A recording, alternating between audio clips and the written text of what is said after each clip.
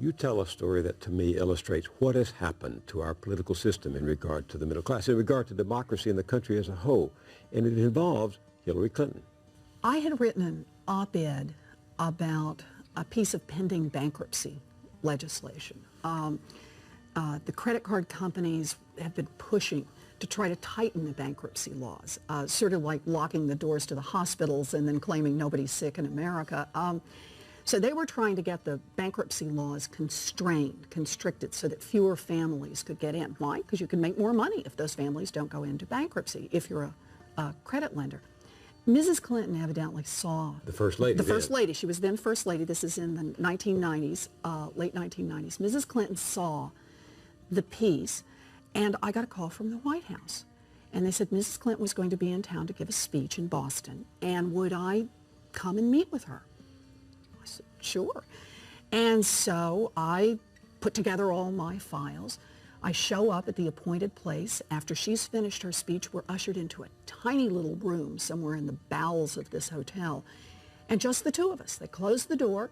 Mrs. Clinton sits down. We have hamburgers and French fries. And you tutor her. And she says, tell me about bankruptcy. And I got to tell you, I never had a smarter student. Quick, right to the heart of it. I go over the law. It's a complex law.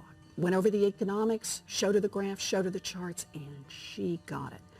Within 20 minutes, she could play where the rest of it would come. Well, then that will mean this part's happened. That will mean this has happened. I said, yes, that's right. And at the end of the conversation, Mrs. Clinton stood up. She said, let's get our picture taken, which we did. And she said, Professor Warren, we've got to stop that awful bill, referring to this bankruptcy bill that's sponsored by the credit card companies. And when Mrs. Clinton came back with a little better understanding of how it all worked, they reversed course, and they reversed course fast. And indeed, the proof is in the pudding. The last bill that came before President Clinton was that bankruptcy bill that was passed by the House and the Senate in 2000, and he vetoed it. And in her autobiography, Mrs. Clinton took credit for that veto, and she rightly should. She turned around a whole administration on the subject of bankruptcy. She got it. And then? One of the first bills that came up after she was Senator Clinton was the bankruptcy bill. This is a bill that's like a vampire. It will not die, right? There's a lot of money behind it. And the bill her husband had vetoed. Her husband had vetoed it very much at her urging. And? She voted in favor of it. Why?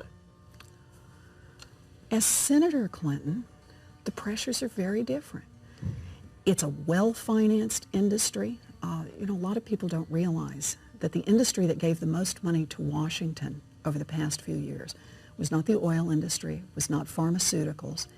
It was consumer credit products. Those are the people, the credit card companies have been giving money, and they have influence. And Mrs. Clinton was one of them, as senator. Yeah. She has taken money from the groups, and more to the point, she worries about them as a constituency. So what does this mean, though, to these people, these millions of people out there whom the politicians cavort in front of as favoring the middle class, and then are beholden to the powerful interests that undermine the middle class? What does it say about politics today? This is the scary part about democracy today. We're talking again about the impact of money. The credit industry on this bankruptcy bill has spent tens of millions of dollars lobbying, and as their profits grow, they just throw more into lobbying for how they can get laws that will make it easier and easier and easier to drain money out of the pockets of middle-class families.